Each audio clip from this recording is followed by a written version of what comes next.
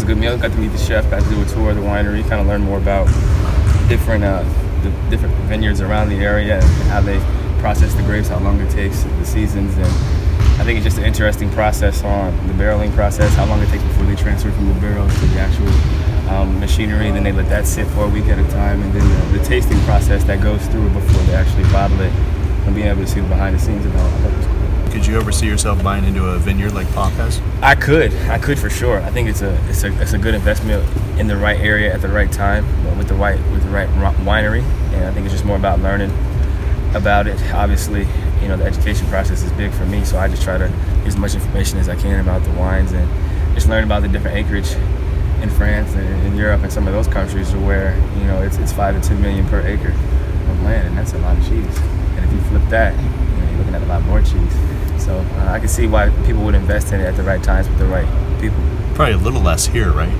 Yeah, but if you want to make the big bucks, you got to go big or go home. He knows in this region, go up against any everywhere. That is very true. However, there's a reason why people are, you know, based in the United States but buying in Europe.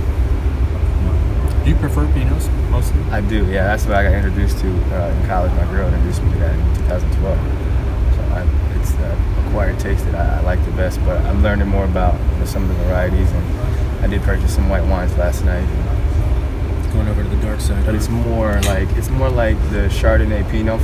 So that, you know, based on what they do with the grapes, how they get the juice out of the grapes, it's technically still a Pinot, but it doesn't come in contact with the grape. So it tastes like Pinot, but it's a little clearer. Oh, really? Hey man, you gotta learn something, man. You gotta go out there and experiment so that, you know, your cellar looks like a variety, but in reality, it's still Pinot. Huh. Yeah. I didn't know that was possible. Yeah, so I have a big cellar, so I have it in the cellar. So it's at about 58, 59 degrees right now, but it changes on its own usually.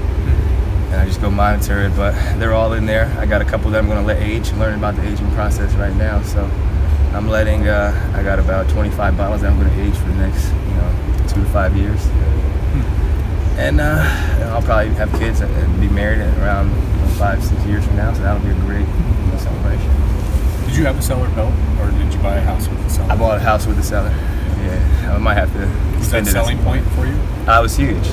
I looked at it, I was like, I'm gonna have a great time with this. Yeah, it just worked out.